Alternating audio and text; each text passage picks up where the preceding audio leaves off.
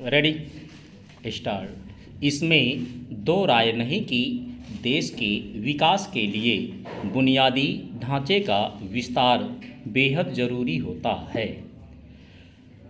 आम लोगों के लिए जीवन रेखा मानी जाने वाली सड़कों का निर्माण भी इसी श्रेणी में आता है। देश में पिछले कुछ वर्षों में नई सड़कें बनाने की गति निश्चित रूप से तेज़ हुई है, लेकिन इसके साथ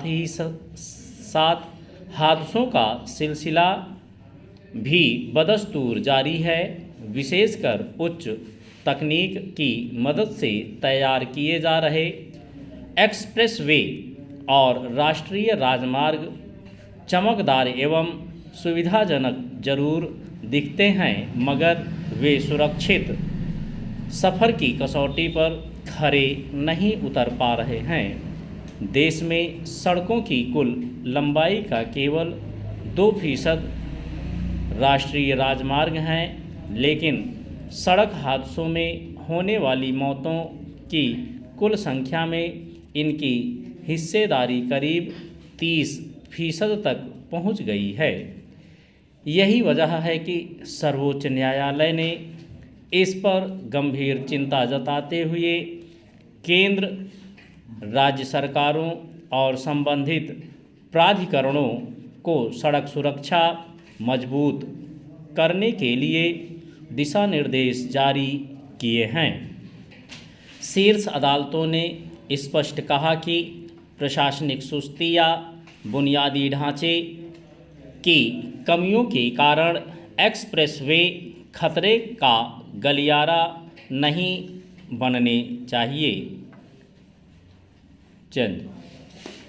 गौरतलब है कि देश में सड़क दुर्घटनाओं को कम करने के सरकार के दावों के बावजूद इसमें साल दर साल बढ़ोतरी हो रही है। केंद्रीय सड़क एवं परिवहन मंत्रालय की रिपोर्ट के मुताबिक वर्ष 2019 में देश में 4.56 लाख सड़क दुर्घटनाएं दर्ज की गईं, जिनमें लगभग 1.59 लाख लोगों की मौत हो गई।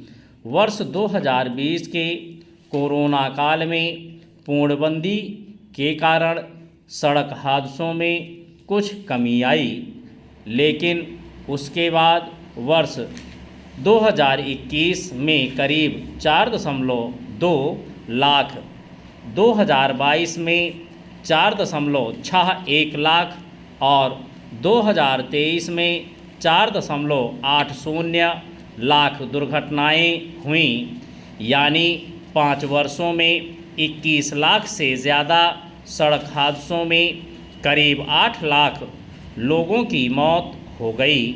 यह आंकड़ा वास्तव में चिंताजनक है, लेकिन इसमें कमी लाने के प्रयास सरकारी कागज़ों से बाहर निकलकर धरातल पर प्रभावी रूप से अमल में आते नज़र नहीं आ रहे हैं। सड़कों पर जिन खतरों को टाला जा सकता है, अगर उनकी वजह से लोगों की जान जाती है, तो यह स्पष्ट रूप से नागरिकों की सुरक्षा में व्यवस्था की विफलता को दर्शाता है।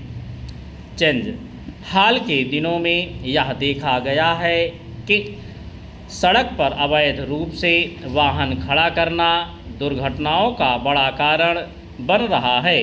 राष्ट्रीय राजमार्गों पर भोजनालयों की बढ़ती संख्या की इस स्थिति के लिए जिम्मेदार है, जहां वाहनों को सड़क पर बेतरतीब ढंग से खड़ा कर दिया जाता है। संबंधित महकमे की ओर से ऐसे भोजनालयों को जोखिम का आकलन किए बिना ही अनुमति दे दी जाती है।